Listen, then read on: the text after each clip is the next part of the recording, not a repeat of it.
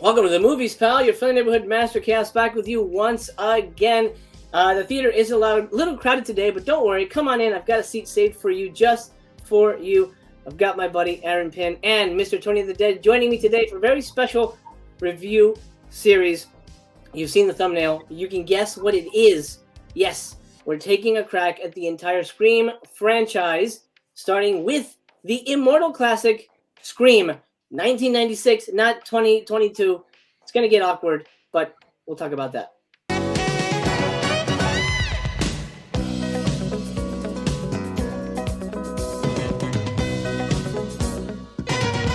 Okay, settle in. Let me check in with my guests here. Tony, welcome to the theater, pal. Hello, thank you for having me. I'm honored to have you here. I know you're a big Scream fan, so I'm very happy to have you here joining me to discuss the franchise. You'll be here for all 4 movies, and then hopefully you'll join me for the live review at the end of the week. I hope so. Aaron, I know you're a massive Scream fan, so thank you for making time to be a part of this, sir. This is probably one of my most watched franchises, like, out of everything that I got. And they're easier to watch, too, because, I got, like, a bunch of Friday 13th, a bunch of Halloweens, a bunch of Nightmare on Elm Street. Scream's had 4 movies so far, so... Right. And you know what? It's funny you mentioned that. I agree. This is definitely one of my most watched franchises. Of course, we've all seen Halloween and Friday the 13th 1,000 times. But there's something about this franchise that there's something warm and welcoming about it. It feels natural. It feels real. And it's not as hokey as the other ones. And let's hope it doesn't get hokey when we get the new one. As of the recording of this video, we're about 5 days away from the new one, so fingers crossed that one's going to continue the trend of at least semi-satisfying slasher entertainment. Okay, let's talk about part 1, because that's what we're here to do. We'll spare you all the plot. Everybody knows the movie very well, so we're not going to go into details on what happens and all that stuff. We're just going to be talking about the basics here. This is, in my opinion, the definitive slasher movie of my generation. Of course, I grew up in the 80s. So for me, Jason was on VHS and things like that. My first Jason movie, I think, was Takes Manhattan that I got to see in theaters. So not the best, not the best in the franchise, but it shows you where my where slashers were when I really started hitting theaters. I saw this opening night. I was there the opening night. I got there late, and so I missed the Casey Becker opener. And I'm like, where the fuck is Drew Barrymore? I thought she was in this movie. Later, I find out, oh, wait, she was the girl who died in the beginning. Oh, shit. So I stayed afterwards to watch it a second time, just to watch the Drew Barrymore part. This was before theaters, the seats were, like, assigned. But I love the movie so much that I stayed and watched it a second time all the way through. And I've been a fan ever since. I knew back then it was a masterpiece, and I've loved it. And I honestly, I return to it at least twice a year. I just think it's a phenomenal movie on every level. Script writing, all that. It's so good. Aaron, tell us about your first experience with this movie. I thought I was going to hate it. I went in with a bias because I'm a very big slasher movie fan. I'm a slasher movie aficionado. And when I heard this was a slasher movie, it was going to be kind of meta. I was like, this is gonna suck. I don't care if Wes Craven's doing it. Like, I am not on board. And I watched the movie and was completely won over right away. It is, in my opinion, one of the best in this entire genre, with a cast, an amazing cast. Everybody is so perfectly put together in this film, and I love it. I didn't see it in the theaters, actually. I think when it first came out on VHS, and I was looking at the different covers, and I was like, oh, this looks neat. But then I don't know why I didn't buy the VHS. My friend gave me a bootleg copy of it, because I think back then the guts in that were cut out or something. So I wanted to see the guts, and he gave me a copy of it. So that's like my first memory of this. And then I was like, oh my God, like, because I wasn't used to that stuff back then. Now, it's all over the place. I see guts and everything. Back then it was shocking to me, and I was hooked. I love it. So it's safe to say the movie gutted you, but in a good way. Yeah, deep. That's one thing that I think speaks to this movie's legacy, and the reason this movie I think has lasted, or at least has grown the fandom it has, is because it's a gateway movie. This is the kind of movie you show somebody who doesn't like scary movies. because the heroes are aware of what scary movies are. This is the first movie where, I mean, it's happened before in other movies that they've mentioned movies, but here the characters, at least in my estimation, they were us. These are how. This is how me and my friends talked. You know, this is how we embraced movies. We got together and we dissected stuff like, oh man, who would be the crazy killer in our classroom? Like, we would have these discussions, and just for fun. Nowadays, it's scary because it could be true. But back then, this was us. I saw myself in these characters. I saw myself in this situation. Not that I wanted to be in it, but it spoke to me in a way that a lot of horror movies didn't. It was cool. It was fun. It was exciting. It was funny. It was a horror movie that was genuinely funny and enjoyable to watch. And there weren't a lot of horror movies that were actually funny and genuinely enjoyable to rewatch. And I think that's what really helps a franchise. You want to rewatch it. You want to embrace it. You want to see it multiple times. You want to learn the lines. Oh, let's rewatch that. Just watch this. This is my favorite scene when she's making the popcorn and she gets the phone calls. Everybody knows this fucking scene, even if they've never seen the movie. That's how iconic it is. Everyone knows, blonde girl with a phone. Oh yeah, Drew Barrymore from Scream. Especially nowadays, you find that so little in movies that they grow and they take on a life of their own and they become something beyond what if they initially expected to make. Just a little, fairly low budget slasher movie in middle of nowhere, California. I've been to the town. It's very small. It's very quiet. And the fact that it blew up into this massive franchise, that's going to love, that I think, would match something like a Halloween or a Friday the 13th. And that's kind of amazing. Aaron, can you tell us about our cast of characters here? I love Billy, I love Stu, and I love Randy. Those are my three favorite characters. And I was totally in love with Rose McGowan's character. I really, really was. For me, that was like, young me, that was like, okay, this is the type of girl young me dated all the time. But I used to think when I was younger, oh, look, I'm Randy. Like, I'm totally Randy. And as I watch the films now, I realize I'm Stu. Damn it. I'm Stu. I got like the Billy Loomis, like, intensity of loving horror thing, but I'm a goofball. Like, it doesn't come across on camera very often, but in reality, yeah, that's me. Tony, let's talk real briefly about the whodunit aspect, because I think that's the most interesting thing about this franchise. There's a new killer every movie. It's not Jason again. It's not Michael Myers again. There's a new killer every movie. There's a new bunch of killers every movie, depending on what movie you watch. I love the fact that this is kind of a murder mystery.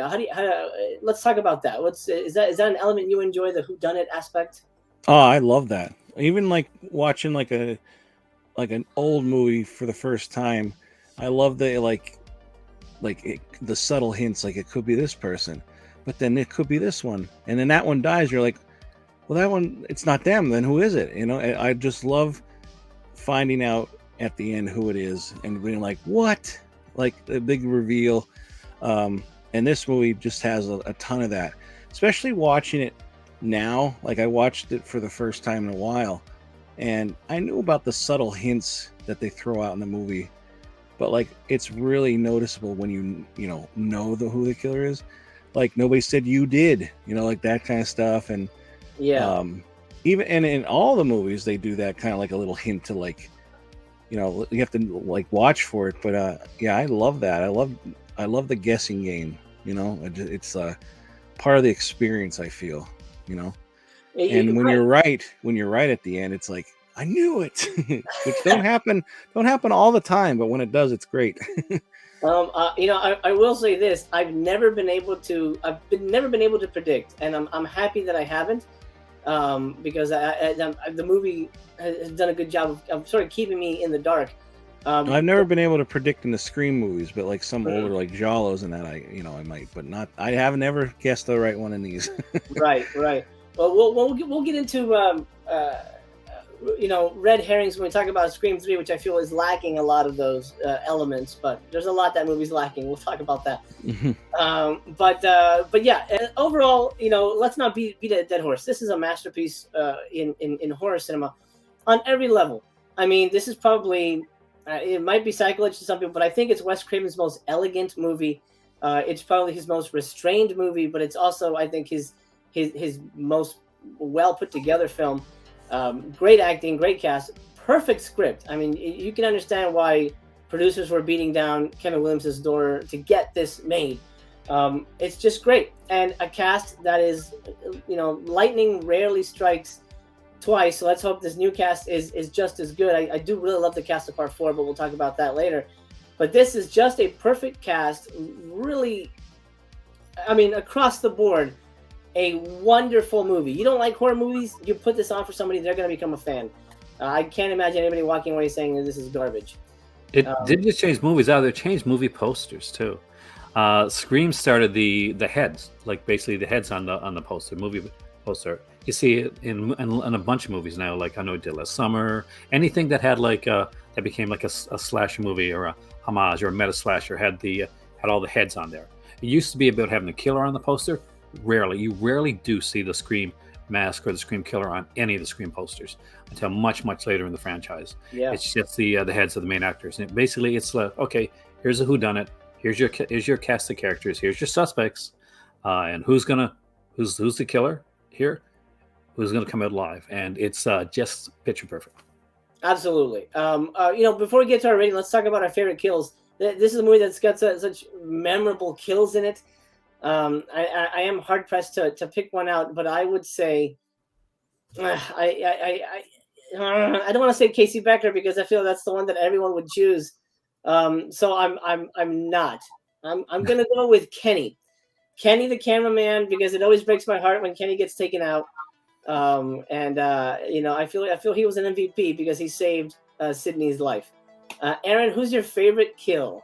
I'm going to be predictable. It is Casey. Casey's death is iconic. It sets up the whole tone for the rest of the film, and it throws in some references and hints to my favorite director, Dario Argento, favorite Italian director, especially with the hanging of Casey Becker's body afterwards. It is just so well done. It is a perfect opening for a film. It lets you know exactly what the tone is, what the movie's going to be like. The deaths are at the beginning. They're brutal enough, but they're not too brutal in the fact that they would turn off somebody like to say you're going into this your first time. Right. Yeah, it's not like Ebola syndrome when somebody gets peed on and Exactly. Then Aaron turns off the TV. Tony, who's your favorite kill? I was gonna say Casey Becker, but if I'm not gonna go with the usual, Tatum. Okay. I always wondered too, she couldn't get out that doggy door for for two very big reasons. There they are. Perfect timing, man. And that was such a good scene before that too. That's another iconic scene. You want to play psycho killer. Mm-hmm. People do that.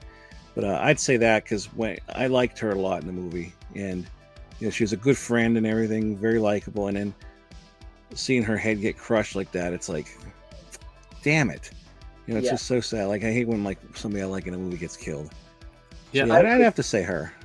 Her death affected me the most out of all the deaths in this film. Her death definitely affected me the most because this was a character I was hoping to see follow on. I said, if they do a sequel to this, I really hope she's in it. And then that's not possible. Okay, let's give it our ratings. I mean, this will be easy. 5 stars for me. I love this movie. I absolutely is my favorite slasher movie.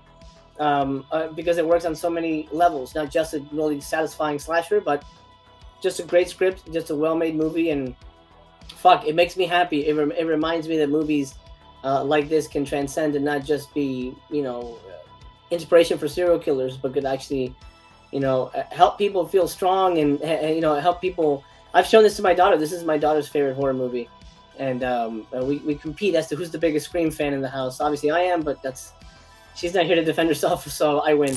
For me, these type of movies, they don't make killers. They make killers more creative. And it's definitely 5. It's a 5 out of 5. It's an easy one. I just love this film. And I can go back and watch this anytime. This is a movie I can find at any time or see it on TV. I'll start watching it. I will stay till the end. And I'm not getting up to get anything to drink or eat until it's over. There you go. Tony, out of 5. 5 out of 5. Always. Always been. Yep. I love it. Well, that was easy. Yeah. This is a franchise we all love, and it gets a little rougher as we go, but you'll have to stick around for the other reviews coming down the line on Master Chaos Theater. Let's cover the day. Time to close the theater down. I appreciate you watching at home. I hope you're well. Sending you lots of love. I want to thank Mr. Cult of Cinema himself, Aaron Pinn, and Mr. Tony of the Dead. Thank you so much for joining me here in the theater. You guys always have a seat saved, as well as you at home. I'm going to grab the curtain here and pull it across the proverbial silver screen. And until we meet again, don't answer any phone calls and stay tuned for more. We're going to do the entire franchise, and they're going to be joining me for the other, the 3 remaining films, and then culminating in my review of Part 5, which, fingers crossed, it's good. Oh, God, I'm so scared. But that's coming on another day. For now, I'm going to bid you adieu.